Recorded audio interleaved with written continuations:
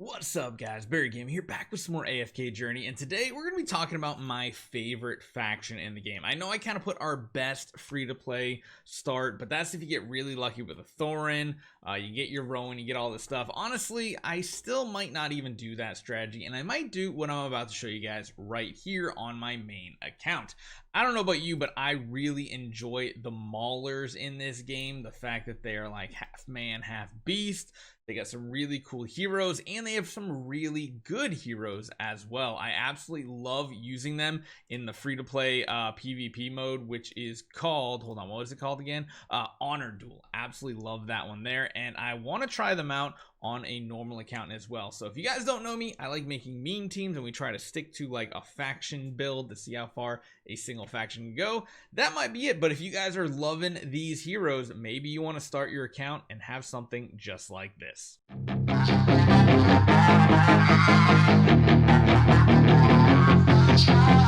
So as you know, we've talked quite a bit about a few of these heroes. One of them I want to really highlight and focus on immediately is going to be Smokey and Meerky. He is probably one of the best supporters in the game, up there with Rowan. However, he's more of a traditional healer and buffer, whereas Rowan is energy and some healing on the side. Now, if you do get lucky and on your third 10 multi-pull you do get Smokey and Meerky, you might want to consider going for some other Maulers on your team as well. So this hero is really starts because special aroma is his ultimate. However, it says after the battle starts, Smokey Meerky creates an aroma within 2 tiles around him.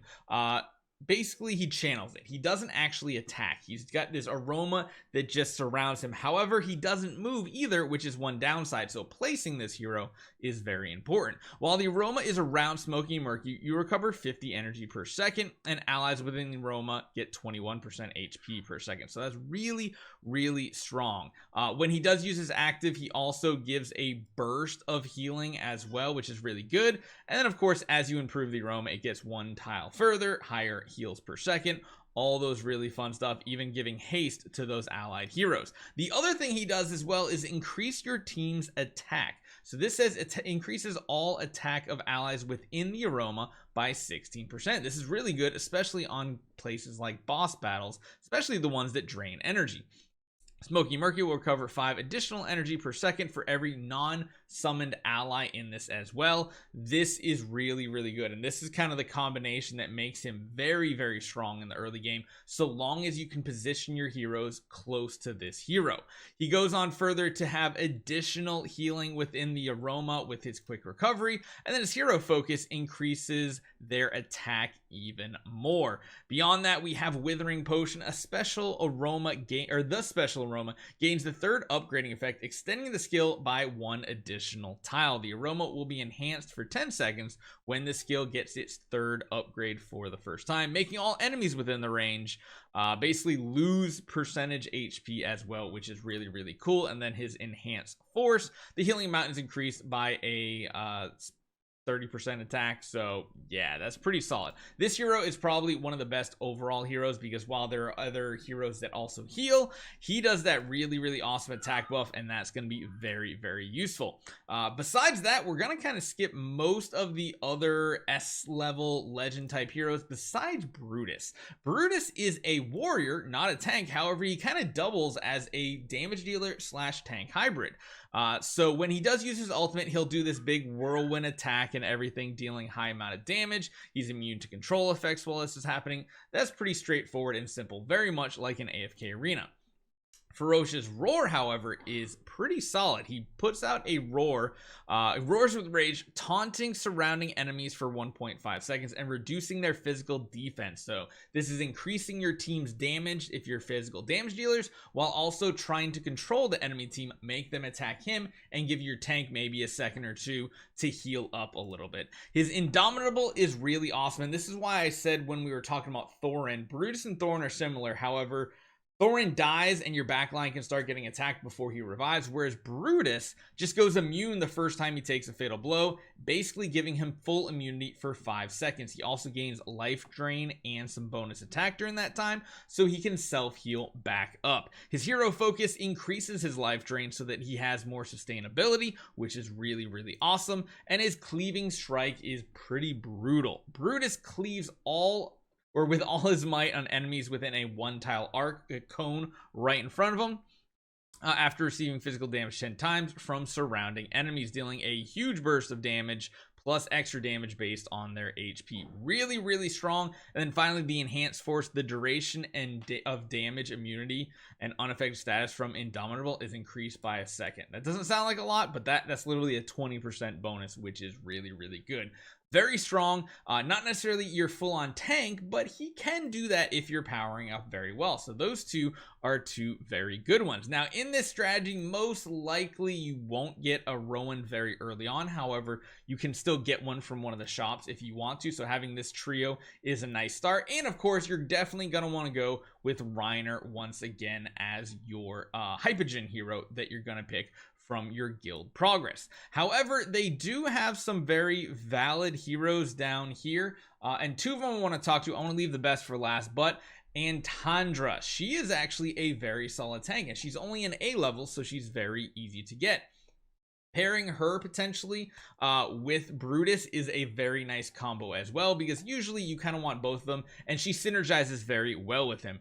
Her ultimate ability sets her shield up and taunts enemies as well, so they'll kind of be taunting enemies back and forth, reducing her damage taken by 60% and becoming unaffected. Basically, you know, you can click on any of these keywords you don't know. Immune to control effects. Afterwards, she raises her shield and stuns adjacent enemies for 2 seconds, which is really awesome. Does damage, and then of course she can recover HP as well. Her shield formation selects the frontmost ally except herself, usually Brutus in this situation, as the guarded ally when the battle starts. Antandra grants herself and the guarded ally shield that blocks damage equal to 50% of that ally's max HP, so more survivability for your two frontline heroes, with a shield value equal to 500% of her attack. And try to reselect another frontline hero as the guarded ally if they are defeated, which is really good. Increases the shield value, all that fun stuff. Her spear barrage is nice, and try to attack the frontal area with a 1-tile arc 3 times. That's kind of the animation you're seeing right here, that little sweeping attack, also reducing their attack, which is going to help you survive. Really good. Her and Brutus together make a really nice combo. Hero focus increases her max HP.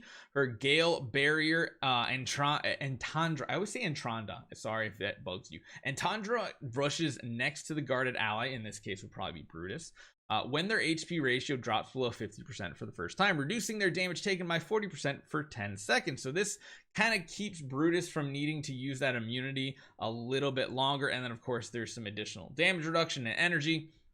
Finally, her enhanced force, each enemy hit by shield assault, which is the main actual ultimate skill here, increases 10% of her physical defense that she has. It can stack up to 6 times, so this can actually start hitting very hard. So that's kind of a really nice combo to have. However, I mean, there's one hero that just stands out among the rest. He is a very easy hero to get A level, and he's one of the best damage dealers in the game for single target, and that is Odie, formerly named Eddie in the game.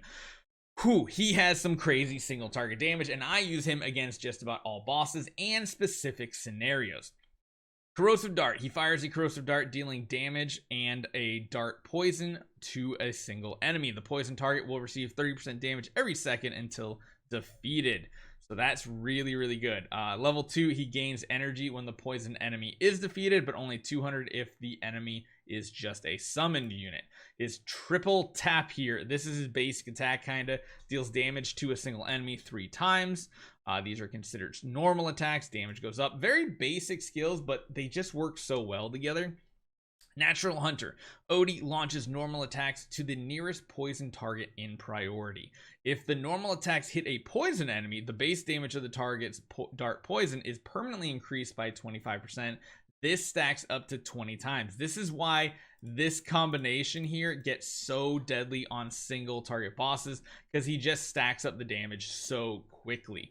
On top of that, Hero's Focus increases his attack speed, so he's applying those even faster and getting to your stack max very quickly. And then we have Heart Crusher. Odie immediately defeats poisoned enemies when their HP falls below a certain limit, so it's an execute type of effect, which equals 5.2 times the base damage dealt, blah blah, all the specifics are in there. And then yeah, you can get additional energy on top of that. Enhanced Force is when triple tap hits a poison target, its damage is increased by 1.5 times the dart poison damage per second. So again, there's so many skills that synergize so well that if you're hitting a single target, this guy is going to absolutely crush them. So that's the Maulers, and those are the top picks there. If I had to build my team, I'd probably go Odie, Antandra, Brutus, Smokey, and honestly then I'd put a Reiner in. And what that would allow you to do essentially is in combat here, like if I show you guys that team, what it would look like, although I don't have Reiner so I can't show you that part right now, but if we did go with the Mauler type setup, we would probably set it up something like this. Just gonna make sure we get all of our heroes in here. Put Smokey towards the front.